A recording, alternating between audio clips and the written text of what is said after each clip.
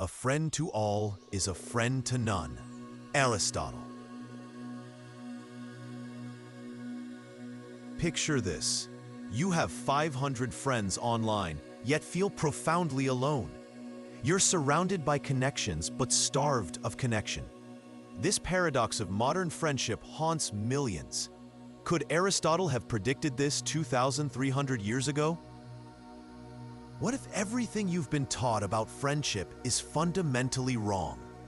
What if the ancients possessed wisdom about human connection that we've lost in our rush to accumulate relationships rather than nurture them? The question isn't whether you have friends, it's whether you understand what friendship truly is. And in this misunderstanding lies the source of our modern loneliness epidemic. Aristotle identified 3 distinct types of friendship that humans form. Yet we've forgotten this crucial distinction, treating all connections as equal when they are fundamentally different in nature and purpose. The first type, friendships of utility. These relationships exist because each person gains something practical from the other. Your work colleague, your business partner, your study group member. The second, friendships of pleasure. These bonds form around shared enjoyment. Your drinking buddy, your tennis partner, the person who makes you laugh. Pleasant, but often shallow. But the third, friendships of virtue. These are the rarest and most precious. 2 people who recognize and nurture the goodness in each other, who help each other become better humans. These are true friendships. A true friend is one who sees the good in you, who concerns himself with your future, and who accepts you as you are, but helps you to become what you should be. Al-Ghazali. Our modern confusion stems from treating all 3 types as the same. We collect connections indiscriminately, then wonder why we feel empty despite our social abundance. The quantity has increased. The quality has plummeted. Neuroscience confirms what Aristotle intuited. Different types of social bonds activate different neural pathways. Utility friendships engage our problem-solving circuits. Pleasure friendships trigger dopamine. But virtue friendships? Virtue friendships light up our entire brain. Trust centers, empathy networks, meaning-making regions, all simultaneously. They don't just feel different, they reshape our neural architecture in profound ways. Man is by nature a social being. Ibn Khaldun understood this fundamental truth. Yet he also warned that the nature of those social bonds determines whether they elevate or diminish us. Our digital landscape is designed to maximize utility and pleasure connections. They're easier to form, easier to measure, and easier to monetize. The algorithms themselves are biased against virtue friendships, which require time and depth. The company you keep shapes who you become. This isn't just poetic wisdom, it's psychological reality. We unconsciously absorb the values, habits, and worldviews of those closest to us. Choose wisely. The soul becomes dyed with the color of its thoughts. Marcus Aurelius recognized that we become what we contemplate, including the character of those with whom we spend our time. We instinctively seek friends who mirror us, confirmation bias in human form. But true growth requires friends who challenge us, who embody virtues we aspire to develop. Do not keep company with anyone unless you know who his companions are, for a man follows the beliefs, habits, and opinions of his companion. Imam Ali's warning echoes across centuries into our hyper-connected age. Here lies the radical shift in perspective. What if friendship isn't just something you have, but something you practice? What if it's not a status, but a skill, one that Aristotle tried to teach us? The ancient Greek word for friendship, philia, contained nuances our modern concept lacks. It wasn't just affection, but a moral virtue requiring cultivation, reflection, and practice.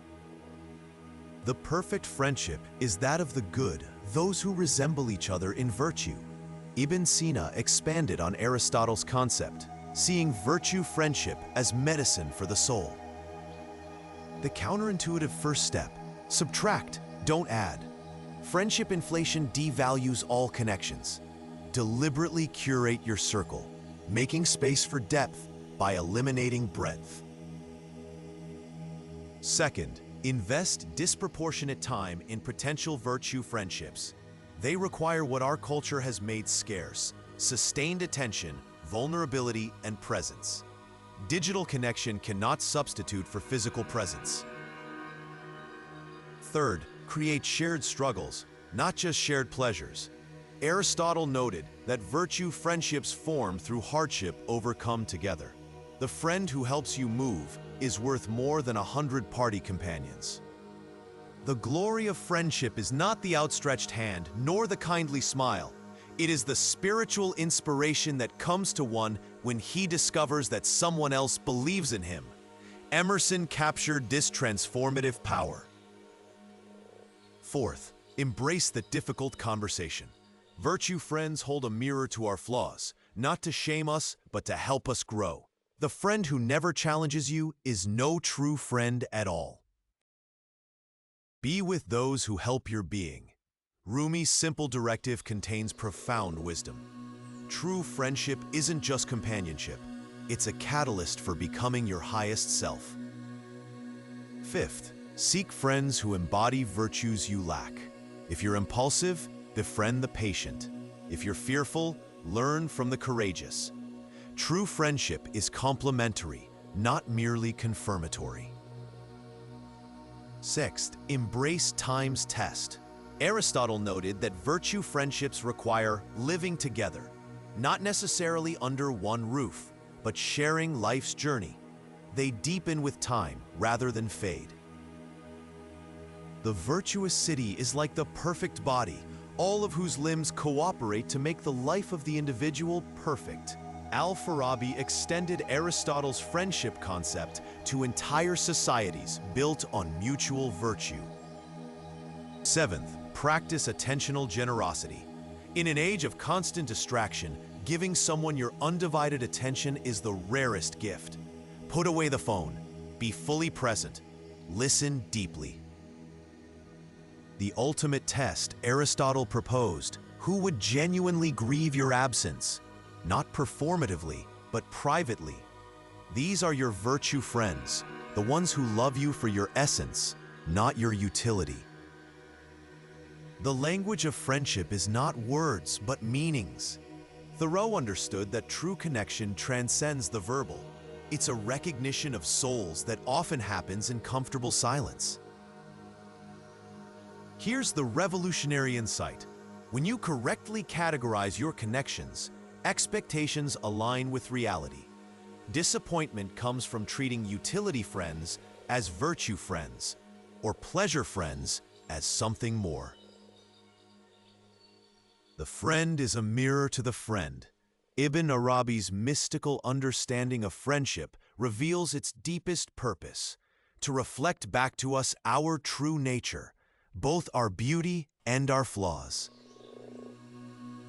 The final revelation: technology hasn't made Aristotle's wisdom obsolete, it's made it essential. Our tools shape our capacity for connection, often in ways that undermine virtue friendship. What if the antidote to our epidemic of loneliness isn't more connection, but better connection? What if 3 virtue friendships bring more fulfillment than 300 casual acquaintances? What would change if you lived this truth? Aristotle believed that friendship wasn't just pleasant, but necessary for eudaimonia, human flourishing. Not an optional luxury, but essential to a life well lived. Your happiness depends on who surrounds you. Ponder for a long time whether you shall admit a given person to your friendship. But when you have decided to admit him, welcome him with all your heart and soul. Seneca's advice remains timeless. Sometimes the bravest act of friendship is walking away from connections that diminish rather than elevate. Not all relationships deserve preservation. Choose quality over history. Be happy for this moment. This moment is your life. Omar Khayyam's wisdom reminds us that friendship exists in moments of presence, not in digital permanence or distant memory. The ultimate revelation: virtue friendships don't just improve your life, they help define it. At life's end, it's not achievements we count, but the souls who walked beside us, who knew us truly, who made us better by their presence. Aristotle's forgotten wisdom awaits rediscovery in each generation. The path to true friendship hasn't changed in 2,300 years, only our willingness to walk it. Will you choose the harder path that leads to deeper connection?